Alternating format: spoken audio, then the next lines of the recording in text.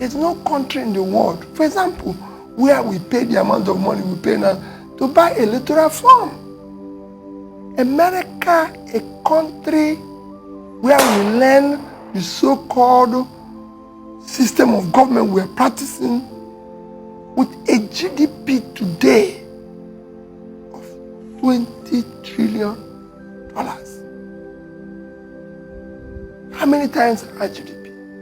Let's see. We are not, Nigeria is only about 2% of American GDP. The biggest state in America, everybody knows, is California with 3.3 trillion GDP, 8 times Nigeria. If you want to contest governor there, you can't pay more than, and just the filing fee, maximum for $4,000 something, maximum. And you have to show proof where you got the money from. Then in Nigeria, you pay $100,000. And this is just to be governor. $240,000, even in the APC. No, this is to be president. And I ask, none of us paying this, none of us, have anybody asked, can you show us your tax clearance to show evidence of any such income in the past 10 years? You know, I've filed for something in the UK. You just put it, and that's it. If I open my mail here, I show you, they didn't know, I've left UK several years, they still invite me for the Queen's dinner, for the Prime Minister, for small businesses, to encourage small businesses. Nobody invites you here, nobody cares here. How can you have your best to contest this election if they have, are you saying that somebody will just give you $250,000, $100,000 and go home and sleep? No.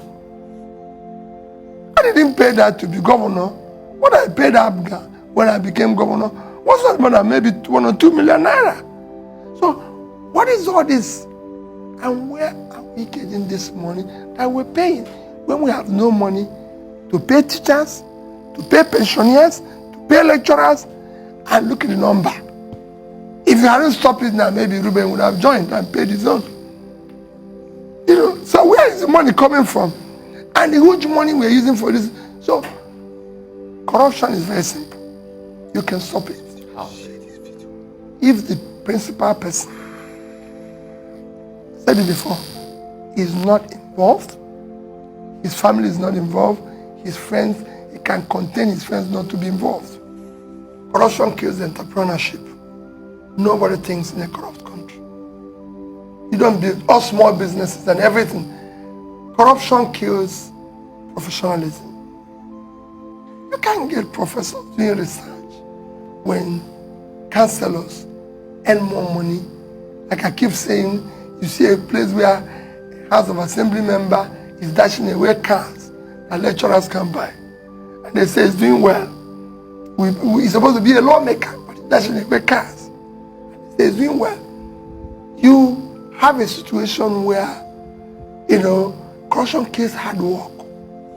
I governed Anambra for 8 years. And I'll give you an example. No thief sees what he can steal and keep it. I was saving that money. The accountant general knew I was saving the money. The commissioner of finance knew I was saving that money. Everything. And we always compare notes every month. Whenever we receive our money, the accountant general will come to me and say, we have priority. Our number one priority is to pay gratuity, followed by pension, because you can't owe people in their old age when they have less opportunity. So gratuity first, pension, salary, savings, and then we use the other one. That's how we do it. Yes, my people, as the halt, you don't happen. No, I don't think we ever have a leader like Peter Obi if we miss it in 2027. God bless you, Mr. Peter Obi. Please share this video. Neighbors, when they see better leader. Nigeria needs a tough leader. Nigeria needs a tough leader. And so I say, is Peter Obi really weak? Is it weakness for a leader to see billions of naira and decide not to steal it and decide to leave it behind? Is that weakness? Is it weakness to refuse the request of your State House of Assembly members to spend public funds lavishly, but then you refuse? Is that weakness? Is it weakness to refuse to bloat government contracts and reduce cost of governance? Since when is it weakness that you allow rule of law? You don't force your opinion on others. How is this weakness? Because these are all the things that people point to and they say Peter Obi is weak. Is it weakness to say, oh, I will not call for violent protest? I will not let innocent lives be lost because of my ambition? He has said he's not desperate to be president of Nigeria, but he's desperate to see a Nigeria that works. Is it weakness? Because from what Kenneth Okonkwo has said and what people are now hiding and queuing behind to push this narrative that Peter Obi is a weak leader, is that Peter Obi did not defend or declare himself president after the rigging that went on in the 2023 presidential election. So, is it weakness? We need to be careful so we don't give a dog a bad name just because we want to hang it. We don't want a situation whereby all the good people that have intentions to fix Nigeria, that have patriotic mind, that have the passion, that have the credibility, we need to be careful not to call a dog a bad name because we want to hang it, and then in the end we're chasing good people away from the arena of leadership in Nigeria. We need to be careful about that. When we're talking about weakness of leaders, shouldn't we measure it by whether or not the leader is able to resist external forces, to resist the request of external forces, to resist the demands of the enemies of Nigeria? Should that not be how we measure the weakness or the strength of a leader? And in that regard, who should we be calling weak? Should it be Tinubu? Should it be Buhari? Or should it be Peter Obi? Who is weak?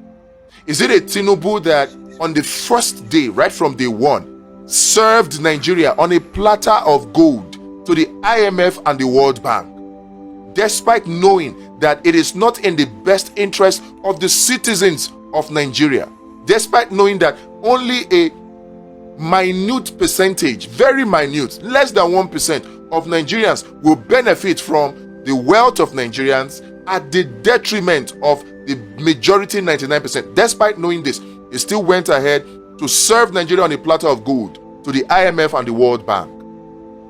Just because possibly the IMF and the World Bank has one or two things against him, and so he lacked the courage to say no to them.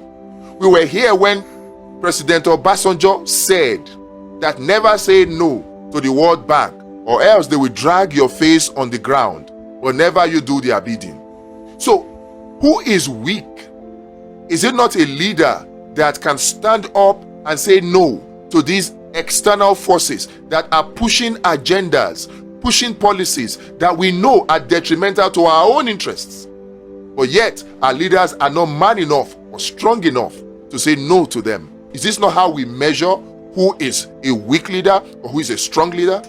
We need leaders who can say no to the demands, to the pool of corrupt persons in politics, to their pool, to their request to spend public funds for private gains. Is it weakness that a Peter Obi was able to say, no, I will not buy another SUV when the people are suffering? When we have such a leader as Tinubu, who despite the hardship that is going on in the country, is able to spend 1 billion naira to buy one car. And since May 29, it's all manner of cars that have been bought for the president. All manner of cars. Over 6 or 7 different cars, from BMW to Range Rover to Land Cruiser to Mercedes, just name it. And then you have the latest one, the Escalade. A leader who cannot say, I already have money.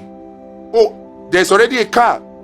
The people are suffering. Let me say no to spending government or public funds lavishly while the people are suffering. Should that not be the weak leader? when you look at this, who should be the weak leader now? Is it a Tinubu or a Peter Obi?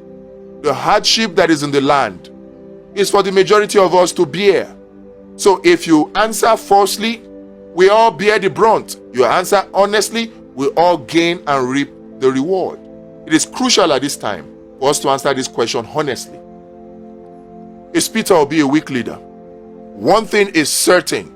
We need leaders who will put Nigeria first. We need leaders who will cut down on the cost of governance. We need leaders who will create jobs. We need leaders who will be able to say no to the interests of the IMF and the World Bank.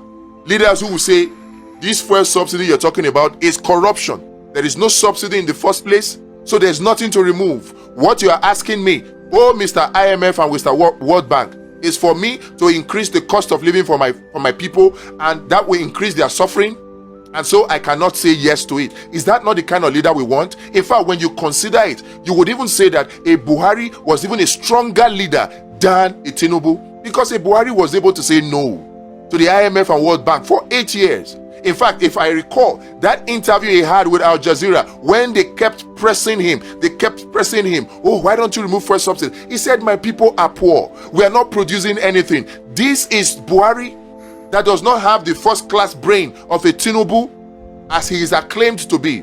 But he knew that removing fuel subsidy was a lie, because he said it was a fraud. But what they were actually trying to do was get him to increase the pump price of petrol, to get him to devalue the naira, to get him to privatize.